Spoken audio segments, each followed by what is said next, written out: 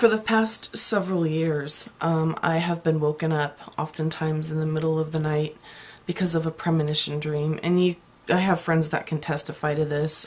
I called a friend one time at like 4 o'clock in the morning and I said, I could just hear you crying, what's going on? And she said, I was sitting here crying because my divorce was final today.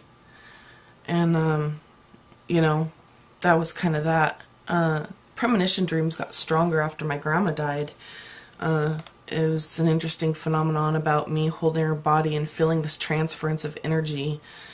And no shorter than a year later, in 2004, I would experience situations where I would have these dreams that I would just wake up from. And then it evolved. It's not like when people speak in terms of bipolarity or unipolar or tripolar, or, you know, it's not called manic depressive, it's called bipolar. And they're changing the DSM-4 or adding or taking away, and I really hope that they touch on the fact that if you Google famous people who are bipolar, it's astounding. And it was a label that I lived with for a long time, and I tell people that I have a brain disorder because I do. My brain disorder is very unique, and my doctors and my psychiatrist and my counselor is fully aware, and we work every single day to manage from me just, whew, it's like if I could fly, you know. And a lot of things with me were mistaken. Like, one of the symptoms of bipolarity is that you are grandiosity, hallucinate, delusional, that you think that you can, you know, achieve anything.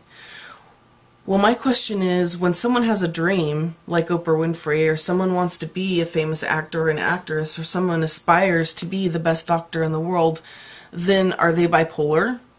I mean, these are people's dreams. That's the question that I'm really kind of asking, because the next series of videos that I'm going to make is going to be me being me, because I'm like an onion. There's different layers to who I am. And I have only opted to share a part of who I am, and that part is the lucid, you know, whatever. And I think that somewhere along the line, I lost my sense of humor. You know, I mean, the levity in my life and the things that I've looked back on, even going through the fire still, coming out of the fire still, that I am sitting here thinking, this blows my mind how hysterical that was. And I'll give you an example. My family's cell phones got cut off one day, and nobody knew what was going on. And my father, or my dad, called the cell phone company to see why everybody's phones were off. And they said that they were receiving some, I don't remember the word, suspicious activity with one of the phones. That was my phone.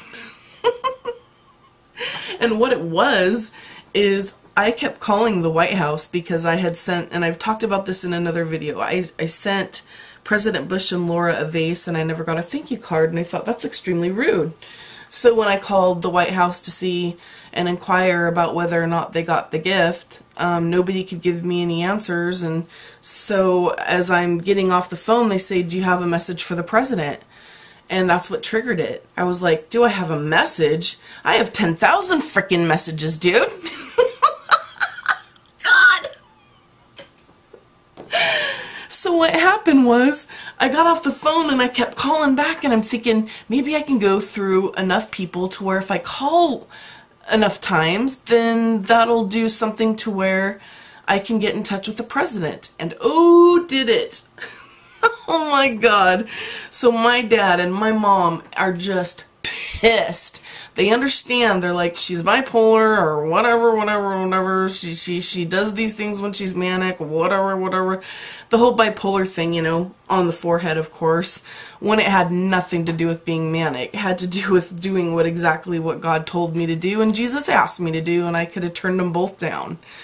But I didn't. And subsequent to that, within a year, after we had explained the situation and I decided to write letters to the White House instead of calling, I got a nice thank you letter in the mail from President Bush, who took the time to make sure someone generated something for me that I could hold on to, that they appreciated my prayers and this and that and the other.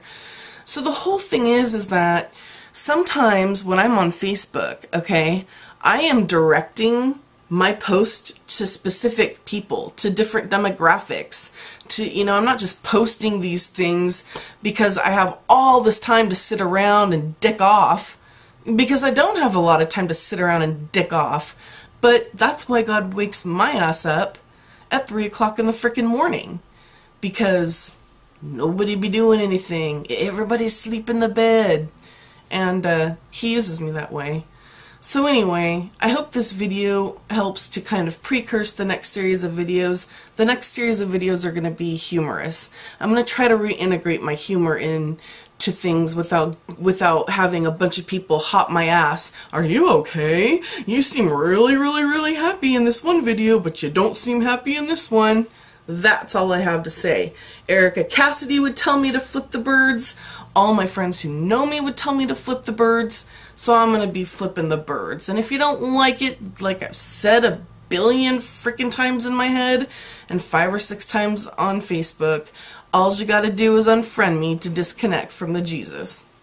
Alright, thanks. And remember, wherever you go, there you are.